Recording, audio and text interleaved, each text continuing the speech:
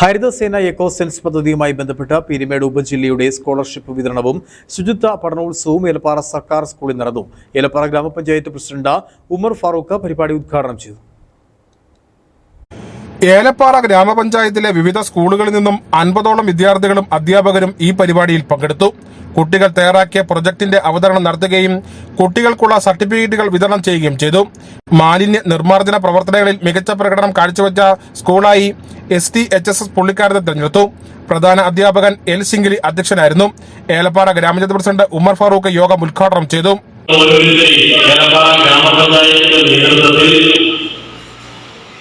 നൽകുവാൻ പോകുന്നത് ഇവിടെ നമുക്ക് ഹരിതകർമ്മസേന വിദ്യാർത്ഥി സ്കോളർഷിപ്പ് നൽകുമ്പോൾ ആ സർട്ടിഫിക്കറ്റ് നിങ്ങൾ മേടിക്കുമ്പോൾ നിങ്ങൾ ഇവിടെ നൽകിയിരിക്കുന്ന പ്രോജക്റ്റുകൾ നിങ്ങളെ ഉത്തരവാദിത്തപൂർണമായ സമൂഹത്തിലേക്ക് വളർത്തിയെടുക്കുവാനുള്ള പദ്ധതികളാണ് panchayat. Haritha Sena school coordinator Shahida KA, Elappara ഗ്രാമപഞ്ചായത്തിലെ വിദ്യാഭ്യാസ standing committee chairman MM Kuruvila, ശുചിത്വ മിഷൻ RP ആയ അനിമോൾ, സ്കൂളിലെ അധ്യാപിക രമ്യ K രവീന്ദ്രൻ എന്നിവർ സംസാരിച്ചു. News bureau, Peermade.